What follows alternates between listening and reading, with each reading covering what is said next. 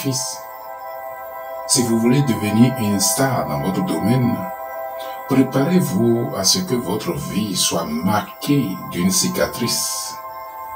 En d'autres termes, vous payez un prix qui vous accompagnera toute votre vie. Chaque joueur d'un match de football est une star potentielle. Mais c'est l'investissement de chacun dans le domaine de l'autodiscipline, du travail acharné et des exercices rigoureux qui déterminent qui deviendra une star. Être une star est synonyme de réalisation des exploits. Les exploits signifient tout simplement des accomplissements exceptionnels, des accomplissements hors du commun. Le prix à payer est le sacrifice. Chaque accomplissement exceptionnel, chaque exploit étire ses bénéficiaires. Et c'est ce qu'on appelle le sacrifice. Il vous étire jusqu'à la limite de la rupture. Il vous mènera jusqu'au point où vous serez tenté de céder. Votre visage change. Vos muscles en paient le prix de la douleur. Votre cerveau est chargé.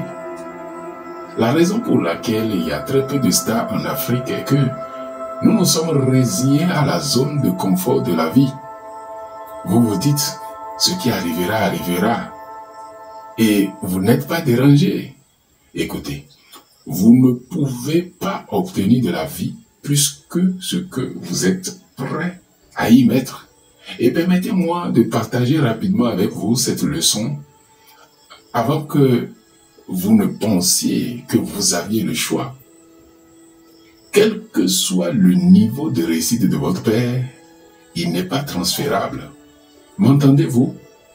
Aucun accomplissement de vos parents n'est transférable. Je veux dire que l'accomplissement n'est pas une vertu transférable. Non, non et non, c'est une vertu non transférable. Certains grands chefs d'entreprise transfèrent leur fortune à leurs enfants et ceux-ci le gaspillent en très peu de temps après leur départ, dans une vie de débauche. Ils n'ont pas la capacité nécessaire. Ce que vous ne gagnez pas, vous ne pouvez pas le garder. La richesse obtenue par vanité diminuera. C'est pourquoi il y a très peu de stars en Afrique. Les gens s'arrêtent seulement au niveau de la foi et disent « Je pense que personne ne peut faire plus que ce que Dieu veut qu'il fasse. J'ai déjà fait de mon mieux. » De quel mieux parlez-vous? Vous regardez la télévision 3 à 4 heures par jour et vous dites avoir fait de votre mieux. Vous avez fait de votre mieux en regardant la télévision et en gaspillant votre vie. Voilà ce que vous avez fait de mieux. Regardez, faire de son mieux, c'est de la diligence. Aller au-delà de son mieux, c'est du sacrifice. Les hommes et les femmes d'exploit n'ont rien d'extraordinaire, mais ils apportent une contribution extraordinaire.